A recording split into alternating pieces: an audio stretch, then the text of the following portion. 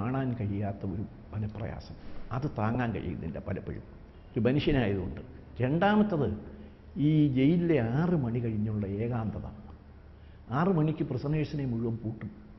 അത് പണ്ടും അനുഭവിച്ചിട്ടുള്ളതാണ്. പക്ഷേ അടിയന്തരാവസ്ഥക്കാലത്ത് ഇത്രയും അനുഭവിച്ചില്ല. കാരണം ഞങ്ങൾ ടെലിവിഷൻ തരാമെന്ന് ഈ ഗവൺമെൻറ് വന്നതിന് ശേഷം വന്ന് പറഞ്ഞു. ഞാൻ വേണ്ടാന്ന് പറഞ്ഞു. ഈ ഗവൺമെൻറ് വന്നതിന് ശേഷം യാതൊരു ആനുകൂല്യവും എനിക്ക് വേണ്ടെന്ന് ഞാൻ തീരുമാനിച്ചു. ടെലിവിഷൻ എനിക്ക് തരണം, നേരത്തെ തരാമായിരുന്നു, തന്നില്ല. പിന്നെ വേണമെങ്കിൽ ടെലിവിഷൻ കൊണ്ടുവച്ചോളാൻ പറഞ്ഞു. എനിക്കിനി ആവശ്യമില്ലെന്ന് പറഞ്ഞു.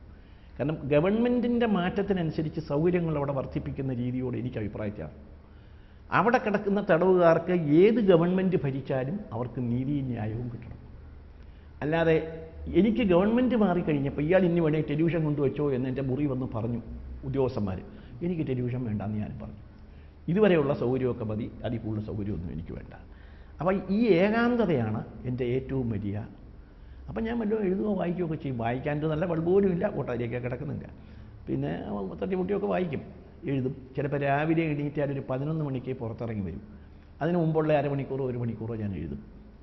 അത് എൻ്റെ ഭാഷ ഞാൻ എഴുതിയാലേ വരത്തുള്ളൂ, അല്ല വേറൊരാൾ പറഞ്ഞു കൊടുത്തില്ല. അപ്പോൾ അത് എഴുതി തീർക്കണമെന്ന് തീരുമാനിച്ചിട്ടുണ്ട്. അത് ജയിലിൽ നിന്ന് ഇറങ്ങിക്കഴിഞ്ഞാലും എപ്പോഴെങ്കിലും സമയം കിട്ടുമ്പോൾ 1-2 അധ്യായമൊക്കെ ഒരുമിച്ച് എഴുതി കൊടുക്കും. 2ാം പതിപ്പ് എനിക്ക് തോന്നുന്നത് 50 അധ്യായം കഴിഞ്ഞു എന്നാണ് എനിക്ക് തോന്നുന്നത്. ഇപ്പോൾ ഒരു 35-ഓ 40-ഓ അങ്ങാണ്ടേ, നേരത്തെ 40 ആയില്ല, അല്ല അതിന് മുമ്പേ ആയി. 35-ഓ 35 ആദ്യത്തെ ഇതിലുള്ളൂ. ബാക്കിയുള്ളതിന് എഴുതി ഒരു 2ാമത്തെ അധ്യായം വരുമ്പോഴേക്കും, 2ാമത്തെ പതിപ്പ് വരുമ്പോഴേക്കും ഒരു 60 വരുമ്പോഴത്തേക്ക് 2ാമത്തെ പതിപ്പാകാമെന്ന് തോന്നുന്നു. ഒരു 2-3 മാസത്തിന് അടുത്ത പതിപ്പാണ്. എന്തായാലും ഈ പ്രതിസന്ധികളെയൊക്കെ അതിജീവിച്ച് വീണ്ടും കേരള രാഷ്ട്രീയത്തിൽ സജീവമാകാൻ താങ്കൾക്ക് ഉടൻ തന്നെ സാധിക്കട്ടെ എന്ന് ആത്മാർത്ഥമായിട്ട് ആശംസിക്കുന്നു.